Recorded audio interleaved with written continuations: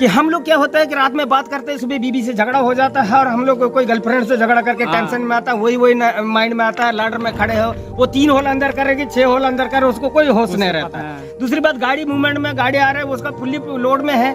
ये सब चीजें फिटर, असिस्टेंट और सुपरवाइजर को ध्यान देना चाहिए जी। हाँ सर। हेलो दोस्तों, welcome to my YouTube channel. तो हम लोग आ गया फिर से आप लोग जानकारी देने के लिए ओएचई का बारे में।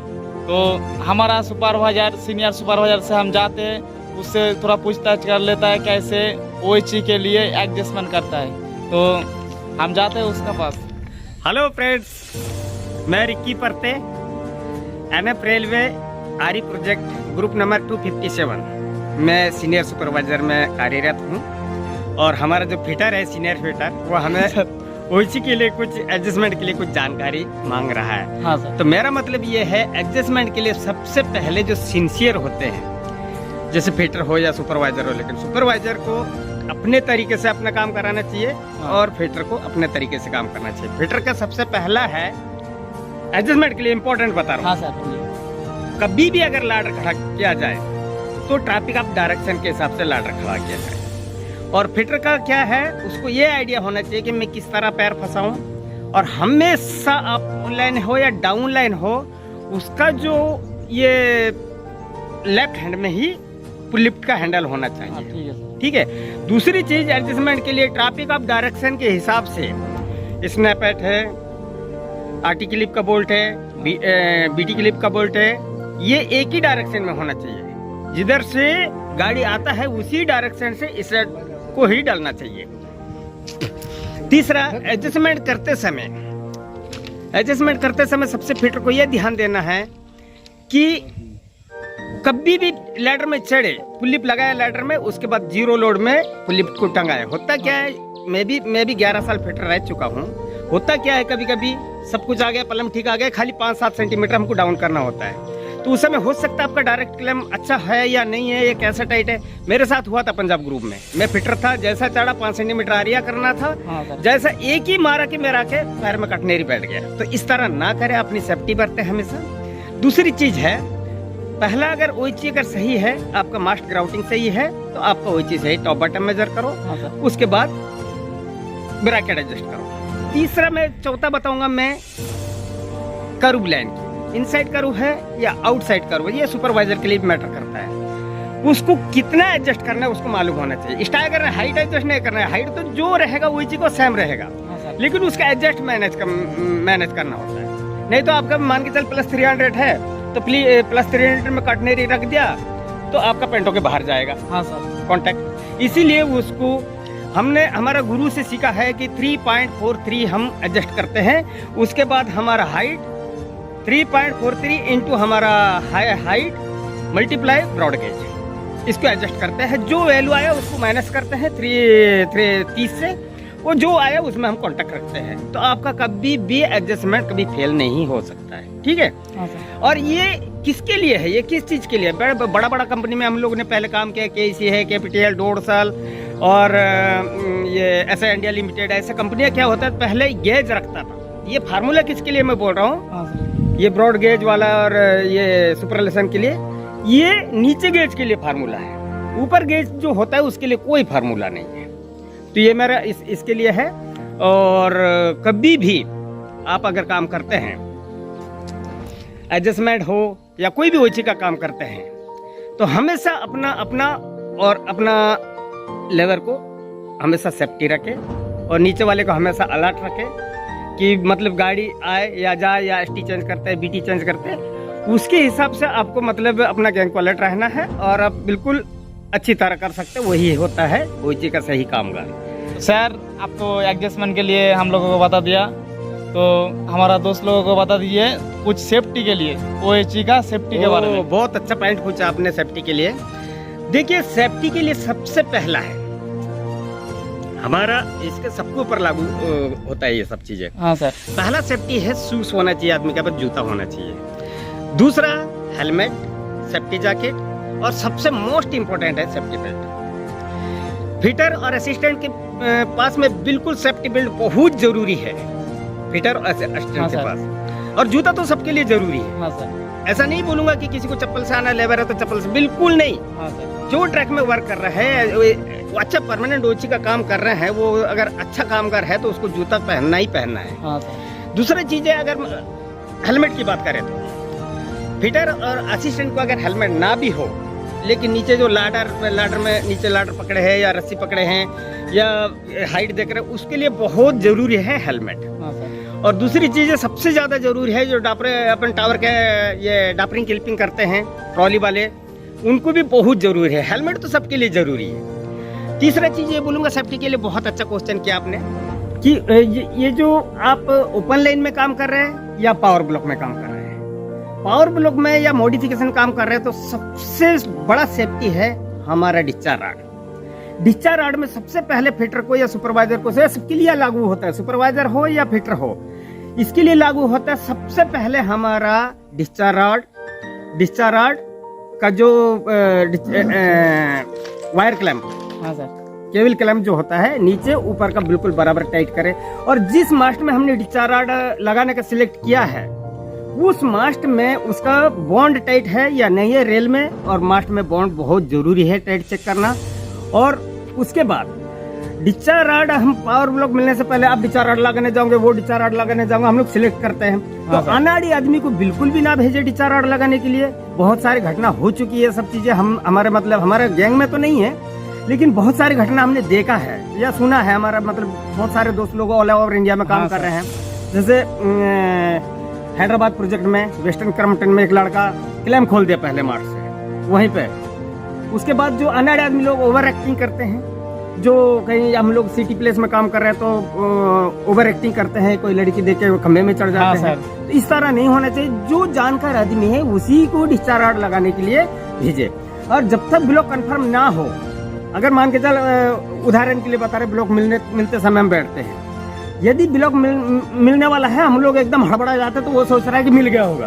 तो उसको जब तक आप फोन करके ना बताए, जब तक वो डिस्चार्ज रॉड ना लगाए, डिस्चार्ज रॉड लगने के बाद दोनों तरफ कंफर्म कर ले, उसके बाद ही लाडर खड़ा करें। दूसरा चीज मैं ये बोलना चाहूंगा आपसे कि लाडर जो ब्लॉक खत्म हो गया, लाडर आरिया करने के बाद ही डिस्चार्ज रॉड नीचे करने का बोले। और वो भी जानकारी आदमी हो, पता चले कि वो क्लैंप खोल दे। क्लैंप नहीं, पहले हमको ऊपर से खोलना, उसके बाद नीचे रखना डिस्चार्ज रॉड। ठीक है। दूसरी चीज, हम इतने साल से हम काम कर रहे हैं, बहुत सारे घटना देख चुके हैं, और ये सब चीजें मतलब इंसान के साथ होती है, और इस पे ज्यादा ध्यान दे। जैसे मॉडिफिकेशन में काम कर रहे हैं तो ओपन लाइन की तो कोई बातें नहीं, थर्ड लाइन में काम कर रहे हैं तो उसके लिए भी डिस्चार्ज रॉड बहुत बहुत जरूरी है। थर्ड लाइन में अगर काम चलता है तो उसके लिए भी डिस्चार्ज रॉड बहुत जरूरी है। ऐसा नहीं कि वो बंद है तो हम डिस्चार्ज रॉड नहीं लगाएंगे, ऐसा नहीं। उसके थर्ड लाइन के लिए भी डिस्चार्ज रॉड बहुत जरूरी है। तो ठीक है, और कुछ पूछना चाहते हैं तो पूछ सकते हैं। तो सर जैसे मान लीजिए आपका कोई मतलब जैसे ब्रैकेट एडजस्टमेंट में आता है, हाँ। तो जैसे आपका इधर उधर आदमी मतलब एडजस्टमेंट में समझ में नहीं आ रहा है कौन सा ब्रैकेट कैसे पकड़ा है, कौन सा ब्रैकेट लगाना है ओआर में, कौन सा ब्रैकेट आईआर में लगाना है जी। तो ऐसे मतलब कुछ मतलब फिटर समझ नहीं पा रहा है, फिटर समझ नहीं पा रहा है, तो उन लोगों के लिए थोड़ा जब फिटर जिसको नहीं समझता है, जैसे देखो अगर वही चीज के सही सुपरवाइजर है, अगर सुपरवाइजर को मालूम होगा तो ये सुपरवाइजर का रिस्पॉन्सिबिलिटी है कि हमारा कभी भी जिस साइड में हमारा टर्मिनेशन स्टार्ट हुआ है उसी साइड ओवर रहेगा। ठीक है। जिस साइड हमारा टर्मिनेशन स्टार्ट हुआ उसी साइड ओवर रहेगा, ये माइंड में बैठा लो। ठीक है। और जिस साइड इनरन होगा मतलब वो वहां से चले जाएगा अंदर, अगला ब्रैकेट जो जाएगा अगला वाला मास्ट में, अगला ब्रैकेट जो अगर 4 स्पान ओवरलैप होता है, 2 स्पान 3 स्पान ओवरलैप होता है, उसके हिसाब से जिस अगले वाले जो ब्रैकेट है वो अगले वाले ब्रैकेट भी जो साइड अपना BW तरफ जाएगा उसी साइड का ही ओवर होगा। बीच में मैटर नहीं करता है कि कौन सा इनकम प्रेस 140 रहेगा, कौन सा इनकम प्रेस 90 रहेगा, है ना। होता है ना बीच में भी दो चार स्पान रहता है ब्रैकेट ओवरलैप में, जैसे कारू लाइन में, तो उसको उसी हिसाब से रखना है। और बीच वाला ब्रैकेट जो है 90 पर 140 का इनकम प्रेस जो रहेगा, कोई भी ब्रैकेट रह सकता है। ठीक है। अच्छा, और कुछ पूछना चाहते तो पूछ सकते हैं। तो सर सब तो बता दिया, लेकिन थोड़ा SPS के कैसे लगाता है, SPS के थोड़ा जानकारी दीजिए।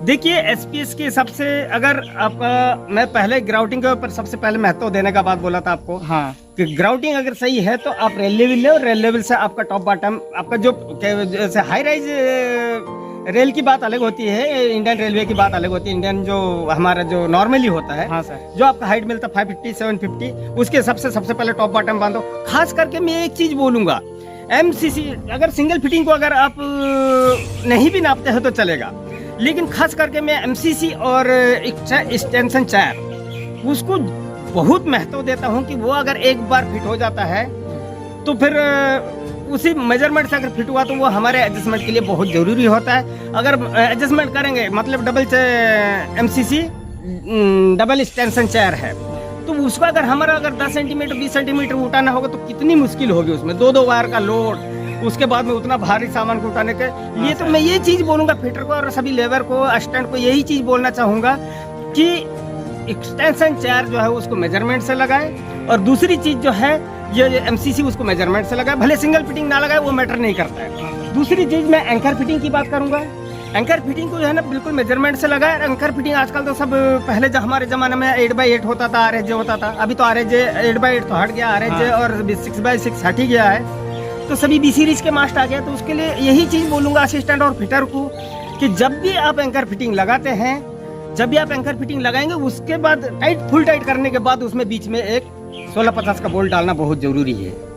क्यों कि वो बहुत सारी घटनाएं हुई हमारे साथ में। पंजाब में हमारे एक बिहारी लड़का था, उसको पर सरक के और उसका पैर कट गया है। उस समय हमारे बहुत बड़े बड़े दिग्गज लोग थे, ओइची के मास्टर लोग थे, उस समय मैं फिटर हुआ करता था, लेकिन ये मेरा गैंग में नहीं हुआ, ये दूसरे का गैंग में सुनने को आया कि उसका पैर ऐसा हो गया। तो ये सावधानी बरतनी चाहिए, क्योंकि हमारे जो गुरु लोग हैं ये अपलाचारी, BA समाधान और रामास्वामी, NK कोसी, बड़े बड़े जैसे झारखंड से है, नेहरू जी हुआ, बिरसा हुआ, चुमरू हुआ, मतलब हम बहुत सारे लोगों के साथ काम किया है।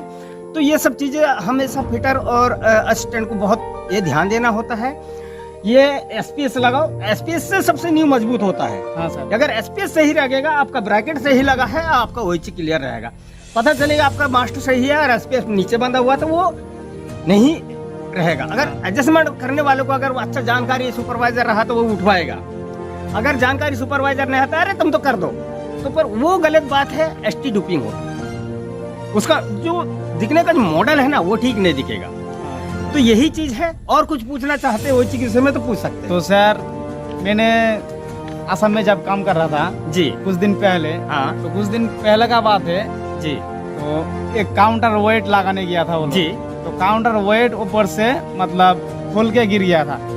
तो ये खुल के गिर गया तो वो क्यों खुला? मतलब काम वो कुप्पी जो है ना जी, तो रोलर लगा दिया था जी। तो रोलर लगाना नहीं चाहिए, तो उसके लिए भी थोड़ा जानकारी यस दीजिए। ये सेफ्टी है। हाँ, जैसे आपने काउंटर वेट लगाने गया है, हाँ। काउंटर वेट का वजन होता है 665 किलो। हाँ, 665 किलो में आप नॉर्मल कुप्पी लगा देगा, रस्सी कुप्पी लगाएगा तो वो लोड लेगा 665 किलो का। वही तो सर। उसके लिए डबल कुप्पी होता है, जो 3 टन 4 टन 5 टन का जो डबल कुप्पी होता है वही यूज करे।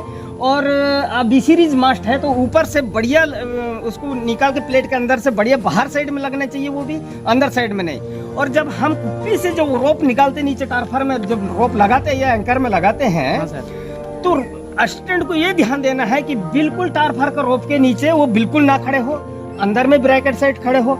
क्या भरोसा कुप्पी टूट के गिर गया हो तो हाँ उसको भी लेके जाएगा। इसीलिए ये असिस्टेंट और फिटर के लिए मैं सजेशन दूंगा कि जब भी लगाए लोड कुप्पी तो बड़ा लगाए, मतलब कॉन्ट्रावेट के लिए। हम लोग क्या होता है जल्दीबाजी में या सुपरवाइजर का नॉन टेक्निक की वजह से क्या होता है कि ये सब घटनाएं होती है। हाँ। मेरा इतना साल का एक्सपीरियंस में मेरा गैंग में एक भी आदमी को इतना भी चोट नहीं आने दिया। मैं खुद साइड में स्टैंड रहता हूँ खड़े होके, या एडजस्टमेंट हो या ATD हो या ACD हो या कुछ भी, एवरीथिंग, मतलब ओइची के अंदर का कोई भी काम हो या फाउंडेशन हो या ग्राउटिंग हो, मैं एकदम स्टैंड खड़ा रहता हूँ। और इस तरह सुपरवाइजर के लिए हर सुपरवाइजर को यही चीज बोलना चाहूंगा कि ओइची के अंदर है अपना आदमी और अपन सेफ रखने के लिए बिल्कुल स्टैंड खड़ा रहो। अभी के सुपरवाइजर लोग आते हैं क्या करते हैं, दिन भर मोबाइल टीपते रहते हैं। हाँ सर, वो नहीं होना चाहिए। दूसरी चीज ये बोलूंगा कि कभी भी हर आदमी सुपरवाइजर हो या लेबर असिस्टेंट फिटर को अपने को ये बोलना है कि रेल में ईयरफोन बिल्कुल अलाउ है, not allow rail phone, earphone बिल्कुल ईयरफोन नहीं लगाना है। क्यों? और दूसरी चीज ये है कि हम लोग क्या होता है कि रात में बात करते हैं, सुबह बीवी से झगड़ा हो जाता है, और हम लोग कोई गर्लफ्रेंड से झगड़ा करके टेंशन में आता है, वही माइंड में आता है, लाडर में खड़े हो, वो 3 होल अंदर करेगी, 6 होल अंदर करे, उसको कोई होश नहीं रहता है। दूसरी बात, गाड़ी मूवमेंट में, गाड़ी आ रहा है, उसका फुल्ली लोड में है, ये सब चीजें फिटर, असिस्टेंट और सुपरवाइजर को ध्यान देना चाहिए। और मैं तो ये कहूँगा कि क्योंकि ये सब ईयरफोन की वजह से बहुत सारी घटना हुई है इंडिया के अंदर में, मैं सुनने को आया है, मेरा गैंग में नहीं होने दिया, थैंक गॉड।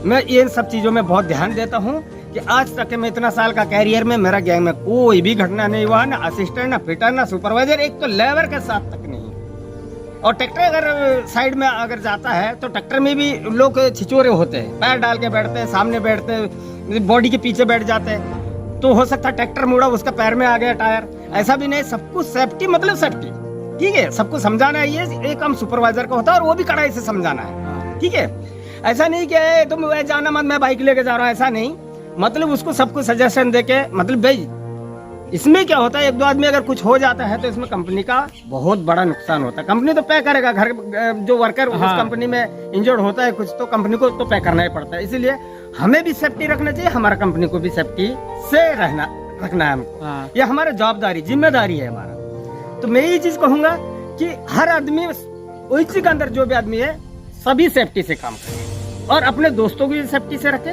और वो खुद करे। और ओएचसी के अंदर जो एडजस्टमेंट हो, या एसीडी हो, या एटीडी, जो वो मैटर नहीं करता है, या डापर क्लिपिंग है, या टावर वैगन है, हमेशा सतर्क रहना, बिल्कुल तेज रहना है, ऐसा नहीं लेजी नहीं रहना है। तो ठीक है, और कुछ पूछ सकते हैं तो पूछ सकते हैं। तो सर बहुत बहुत धन्यवाद है आपको हमारा ओएचसी में जानकारी देने के लिए, एडजस्टमेंट में और सेफ्टी में बारे में बोलने के लिए। तो दोस्तों आप लोग भी रिकी सर को फॉलो करिए, क्योंकि ठीक है, थैंक यू दोस्त। हाय, मेरा नाम फिर से बोल रहा हूँ, रिकी पढ़ते हैं। हाँ सर, और मैं सीनियर सुपरवाइजर हूँ एनएफ रेलवे आरी प्रोजेक्ट ग्रुप नंबर 257 में अभी इस वक्त काम कर रहा हूँ, ठीक है। मैं कोई दिग्गज आदमी नहीं जो मैं आपको सजेशन दे सकता। मैं अभी ओएचसी सीख रहा हूँ। लोग बोलते हैं अभी 4 दिन, अभी एग्जाम्पल बता रहा हूँ आपको, 4 दिन आते लड़का 4 ब्रैकेट लगा दिया, 4 खंबे चढ़ गया, आई एम फिटर, मैं फिटर हो गया। वो सुपरवाइजर का वैल्यू नहीं रखता, अपना सीनियर फिटर का वैल्यू नहीं रखता, फिटर, मैं फिटर हो गया, ऐसा बोलते। तो ऐसा कभी ईगो ना रखे। अभी भी मैं सीख रहा हूँ, ऐसा नहीं कि मैं पूरा सीख लिया, लेकिन हाँ ओएचसी का अंदर का सिर्फ टीएसएस छोड़ के मैं सब कुछ काम कर सकता हूँ, करा सकता हूँ, इतना मुझे कॉन्फिडेंस है अपने आप में, और इंडिपेंडेंट करा सकता हूँ। तो ठीक है, ऐसा कभी ईगो ना रखे। अभी भी हम ऐसा कोई चीजें हैं जो अभी हमने नहीं सीखा अभी, लेकिन न्यूट्रल सेक्शन से लगा कर सेक्शन एटीडी, एसीडी, एटीडी, सब मैं एवरीथिंग मैं पूरा कर सकता हूँ, करा सकता हूँ। तो दोस्त लोग मैं फिर से कह रहा हूँ आप लोगों को, हमारा रिकी सर को फॉलो करिए और बने रहे हमारा यूट्यूब चैनल में। अभी तक सब्सक्राइब नहीं किया तो सब्सक्राइब कर दीजिए हमारा चैनल पे, क्योंकि जब भी बनेगा आपका भाई का वीडियो तो सबसे पहले आप तक पहुंच जाएगा। तो आज के लिए इतना ही काफी है। Okay, thank you so much.